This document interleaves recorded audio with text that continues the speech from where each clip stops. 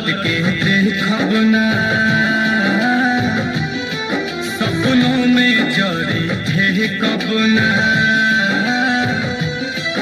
जाए अब पलट के देखब ना, सपनों में जड़ी थे कब ना। हमनी के बीच खींच तू नफरत के लकीर गईलू, जहिया वादा से फिर गईलू, तहिए नजरी से गिर गईलू। ओ जहिया वादा से फिर गईलू, तहिए नजरी से गिर गईलू। जब पलट के देखब ना, सपनों में जड़ी थे कब ना, कईनी इंतजार हम तू दूसर राह से गुजर गईला, जहिया बात से मुकर गईला, तही छुप से उतार गईला, जहिया बात से मुकर गईला, तही छुप से उतार गईला।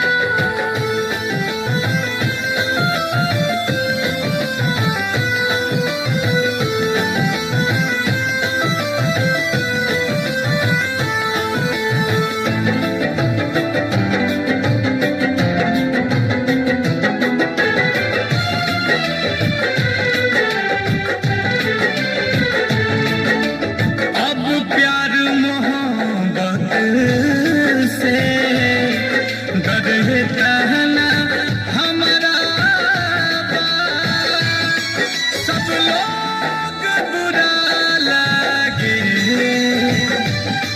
जे नाम के तहरा बा।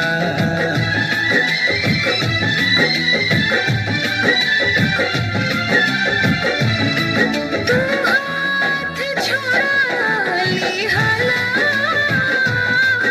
कुछ फर्क ना तहरा बा, तू काजलवा कितना दर्द गहरा बा।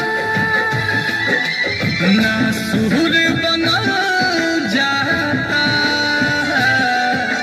घाव देख के गंभीर गईलू, जहिया वादा से फिर गईलू, तहिए नजरी से गिर गईलू। हाँ, जहिया बात से मुकर गईला, तही चित से उतार गईला।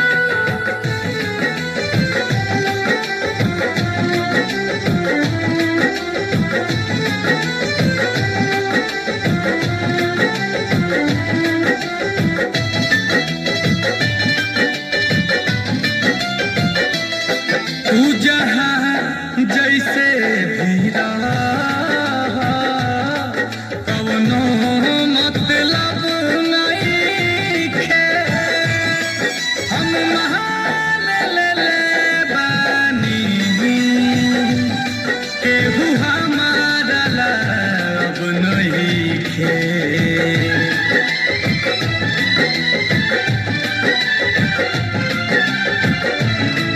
आसान सलामत ना,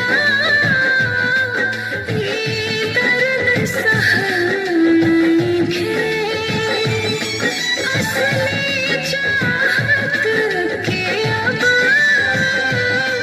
कवनो कीमत नहीं खे। आंसू खातिर नील कमा कर जबे के चीर गईलू, जहिया वादा से फिर गईलू, तहिए नजरी से गिर गईलू।